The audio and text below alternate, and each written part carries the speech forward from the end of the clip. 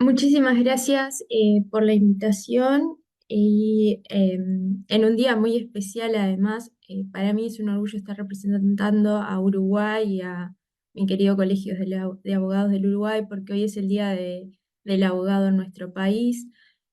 consagrado así porque un 9 de mayo de 1929 se fundó el Colegio de Abogados, así que para mí es un honor estar compartiendo con ustedes y bueno, aunque sea online, quién sabe, la próxima pueda ir presencialmente. La idea de la exposición es que charlemos un poco de lo que está pasando con inteligencia artificial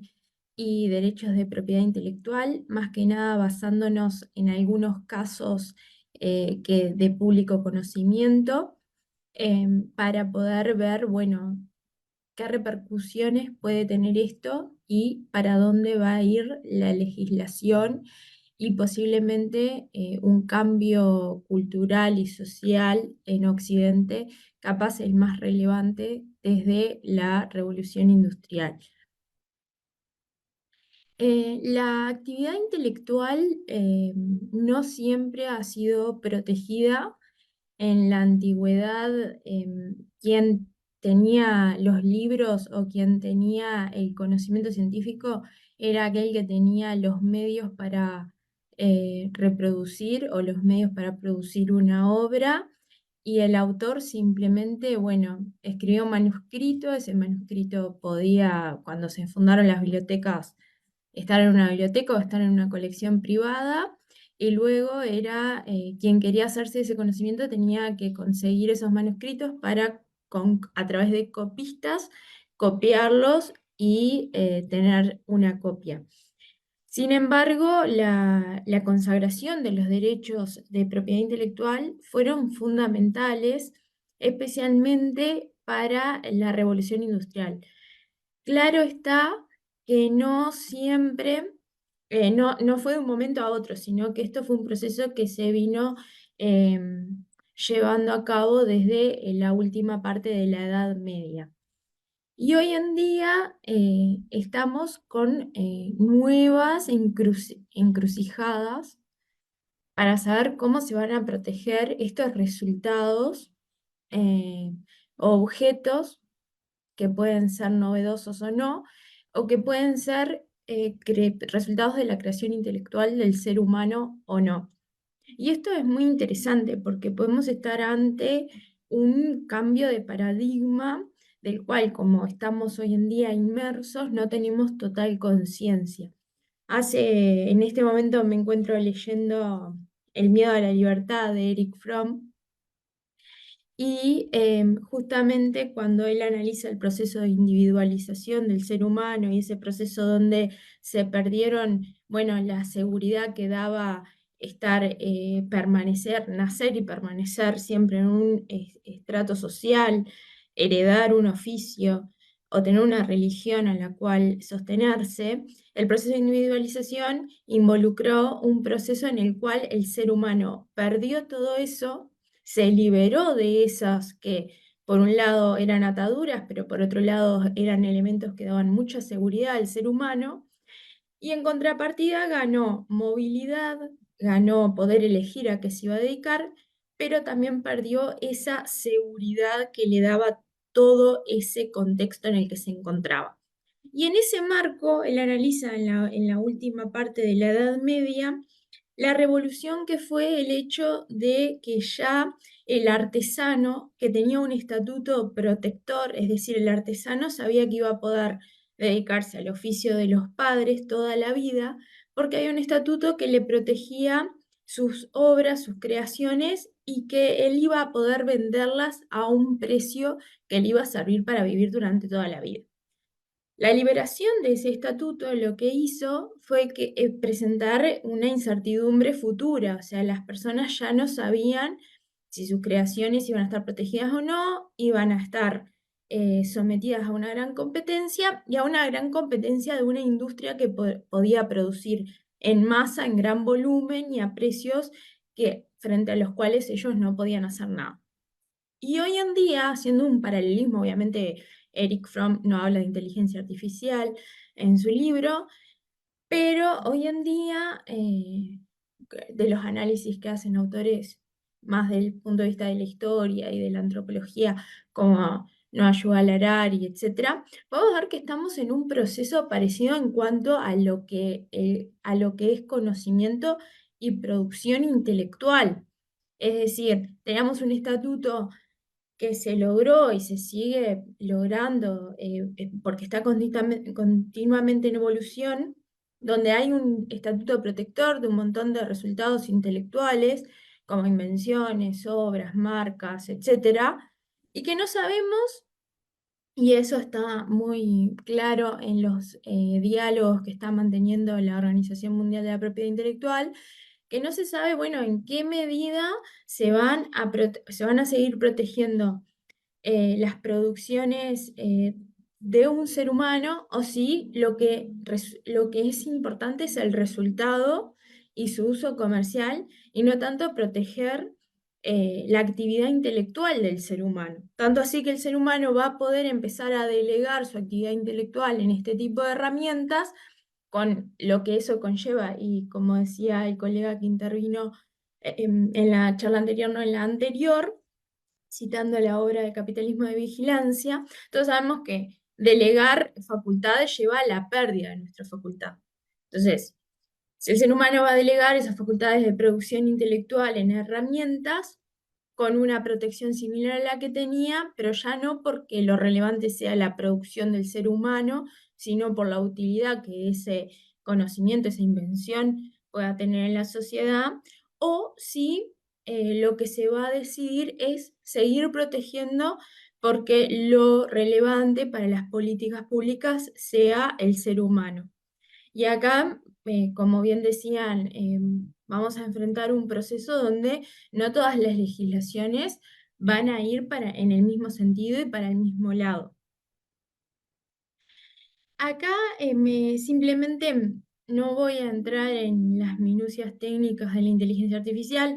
en primer lugar porque no soy una persona técnica, pero simplemente para ver dónde podemos ubicar componentes de la propiedad intelectual en el funcionamiento macro de lo que son los algoritmos de inteligencia artificial, que como ya se mencionó, hay variados y con distintos tipos de funcionamiento. Pero lo que todos tienen en común es que hay inputs, ahí el algoritmo que lo representé con el hámster hace la magia, eh, y sale un output. Y nosotros podemos encontrar componente de propiedad intelectual en ambos extremos. Y se plantea la duda, bueno, lo que es el algoritmo, es una actividad intelectual o es una actividad equiparable a la actividad intelectual? ¿O son simplemente una cantidad abismal de cálculos matemáticos que nosotros no podemos hacer, pero sí se pueden hacer computacionalmente, que arrojan ese output? Y esto tiene relevancia para ver, bueno, si esto entra en producción intelectual o en intención creativa,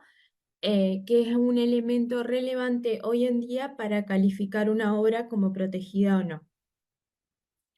Si nos concentramos en los casos donde el componente está en el output, traje para comentar, que capaz que muchos ya lo conocen, el caso de Thaler. Thaler es un señor que es propietario de DABUS, que es un acrónimo de Device for the Autonomous Bootstrapping of Unified Sentence. Este aparato,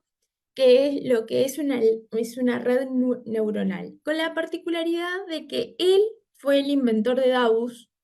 No es como en los casos que capaz que hemos venido hablando, como ChatGPT, etcétera, donde lo que hace el autor, digamos, entre comillas, es hacer esta actividad de prompts y obtener el output, pero la herramienta es propiedad de otro. En este caso, Thaler fue el inventor de DABUS. O sea que DABUS está dentro de su propiedad intelectual, pero a su vez DABUS fue arrojando outputs que a su vez son obras separadas de DABUS. Y él lo que hizo fue presentarse en distintas jurisdicciones a registrar estos outputs de Davos, no Davos, como inventos, pero no de él, sino de su artefacto de inteligencia artificial. En esto, en la Unión Europea, en Inglaterra, en Estados Unidos, en un montón de países, se los negó desde el primer momento, pero en Australia hubo la particularidad de que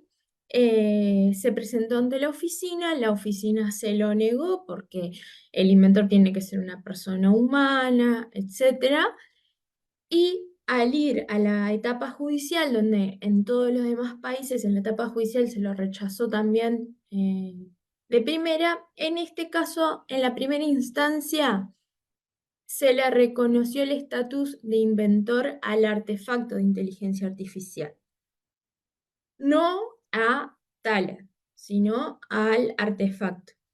Y bueno, se hizo una serie de fundamentos de que en realidad no existe un concepto legal de inventor, y un montón de cuestiones que, que se desarrollan en la sentencia, y uno de los puntos fundamentales es que impedir este tipo de reconocimiento significaría un obstáculo o un desincentivo a los avances tecnológicos.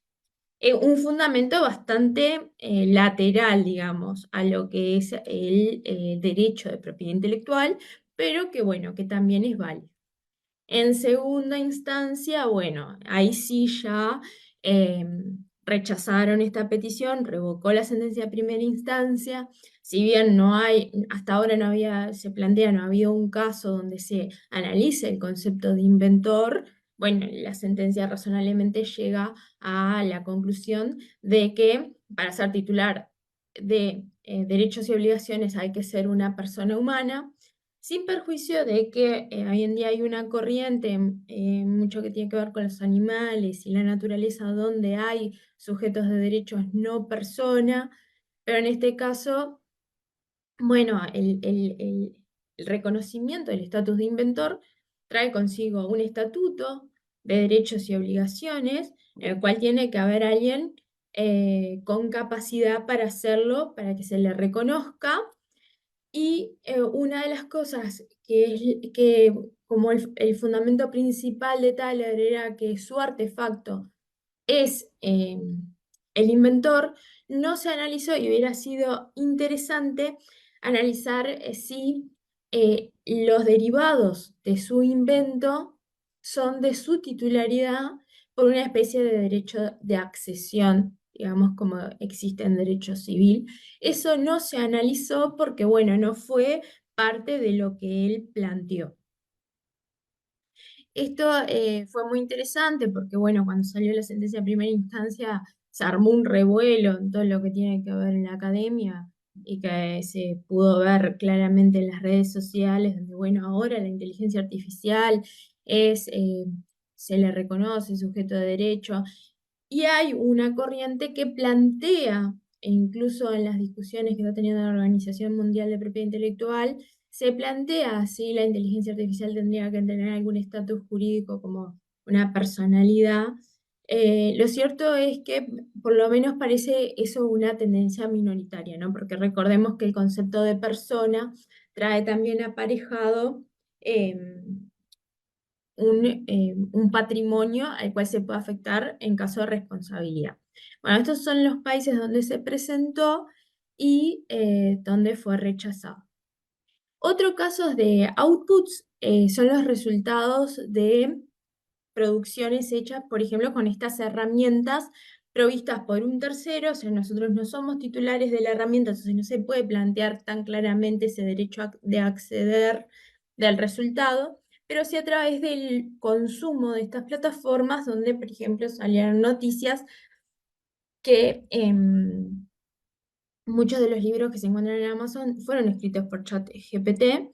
Y bueno, también está Copilot de Microsoft, y esto también tiene impacto mucho en la industria del software, donde estas herramientas se están usando para programar, y el software en gran parte de las jurisdicciones tiene protección de derechos de autor.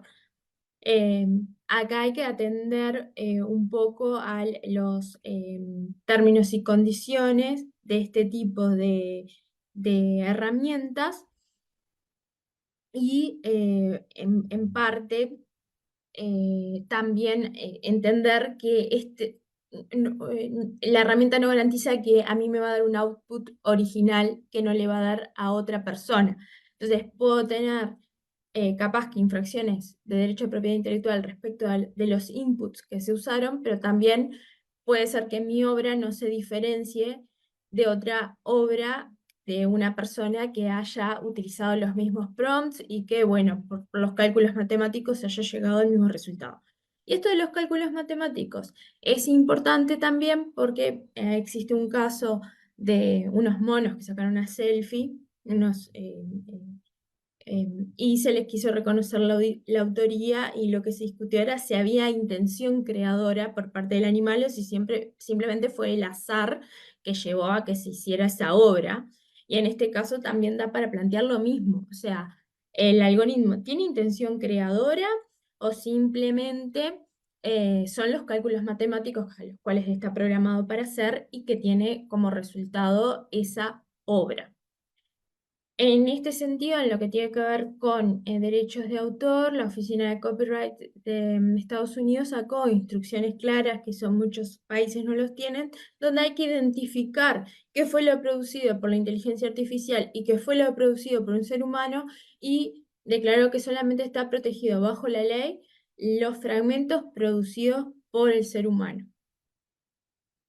En otro orden están los temas de derechos de propiedad intelectual que se usan en los inputs, y eso ha dado lugar a algunos casos muy interesantes. Uno de los más recientes que no menciono acá, pero que vale la pena mencionarlo, es la demanda de The New York Times contra OpenAI por el uso de los artículos, pero también están, por ejemplo, casos de Andersen y otros, que son dibujantes, artistas plásticos que entienden que sus obras se están usando como inputs en distintos sistemas, para entrenar distintos sistemas de inteligencia artificial. Y después, el otro caso también interesante es cuando esos inputs, además de poder tener elementos de propiedad intelectual, tienen datos personales, que es otra demanda que también está en curso, donde distintos usuarios de esas plataformas demandaron a las plataformas por entender que su información personal de tráfico, ya sea en la plataforma o en los dispositivos donde esas plataformas están instaladas, fueron usados para alimentar esas bases de datos y producir a su vez outputs. Y en esto, en los términos y condiciones de las plataformas, también se dice que, bueno, que todo lo que se suba, se envía a la plataforma, va a poder ser utilizado como inputs, y la plataforma se reserva el derecho a utilizar. Y para finalizar, una de las cosas que se están discutiendo justamente es en derechos de autor y en estas conversaciones de la Oficina Mundial de Propiedad Intelectual es, bueno, ¿qué se usa para entrenar estas bases de datos? Entender cómo se crean los outputs y ver si ese resultado debe ser protegido como actividad intelectual. Y esto no es solamente un tema científico, sino también un tema, como ya venían conversando los distintos expositores, de políticas legislativas. O sea, la humanidad hoy en día se enfrenta a una encrucijada similar a la que comentaba al inicio, que tuvimos en la última etapa de la Edad Media, donde se dijo, bueno, ¿qué se va a fomentar? Mayor competencia, mayor accesibilidad a productos y servicios, o preservar los derechos de los artesanos. Y con esta comparación, no quiero vislumbrar como que vamos a ir por el mismo camino, pero hay según el sistema político y el sistema económico que tenga cada estado y a los cuales accedan también, porque hoy en día los países no somos islas independientes, vamos a poder, se van a tomar distintas decisiones y eso va a hacer también que se arme un territorio desparejo a nivel regulatorio para el desarrollo de estas herramientas.